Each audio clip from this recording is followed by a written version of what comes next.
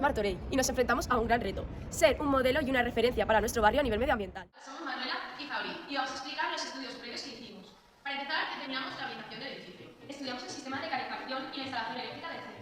Localizamos el cuarto de la caldera y realizamos un recuento de radiadores. También observamos si había algún objeto obstaculizando la radiación del calor.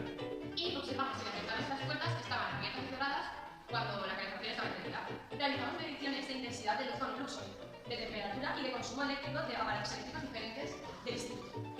Determinamos la orientación del edificio y analizamos las facturas de la luz. Hicimos un recuento de luminarias y aparatos electrónicos. Con los datos de consumo que pudimos calcular del CO2, que hicimos indirectamente, hicimos un estudio del consumo energético. Hola, somos Lucía y Pablo y vamos a presentaros las maquetas. Esta es una maqueta a escala 1:200 que hemos realizado de nuestro instituto en general. Y esa es una maqueta a escala 1:25 de una clase convencional como la nuestra de robótica. La hemos realizado en Tinkercad para poder imprimirla en impresora 3D. Al realizar los estudios nos hemos dado cuenta de que las aulas orientadas al suroeste están más calientes, tienen una mayor temperatura, ya que están cerca del aula de las calderas, en comparación a las aulas del norte, que están más frías. Que los pasillos situados al este reciben una mayor cantidad de luz solar, por lo tanto no hace falta que los fluorescentes estén encendidos todo el día. Mientras que los pasillos situados al oeste necesitan mucha más electricidad ya que no les llega casi luz solar.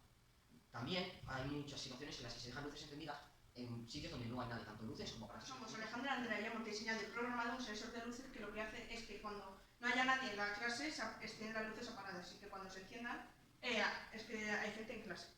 Vale, para ello hemos utilizado una LDR y LEX. La generación de las placas fotovoltaicas en las cubiertas del instituto reducirán el consumo eléctrico. Hola, somos Carlos y Miriam.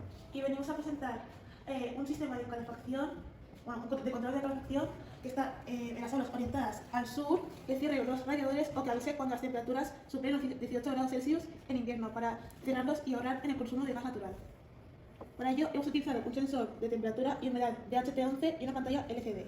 Este mismo circuito nos serviría para instalar una estación meteorológica, con la que podríamos recoger los datos de temperatura y humedad, y también con otros sensores la cantidad de CO2 que hay en la atmósfera. Soy la Inés y vamos a hablaros sobre el jardín vertical que hemos pensado y el sistema de riego automático con sensor de humedad. Hemos pensado en un jardín vertical en las paredes orientadas al suroeste que refrigere en verano la superficie, evitando el encendido de los aparatos de aire acondicionado que se encuentran en estas aulas. Para el sensor de humedad hemos usado un relé y un sensor de humedad que cuando detecta una humedad inferior al 40% activa la bomba de agua y He programado un aparcamiento que indica si está libre u ocupado por las bicis.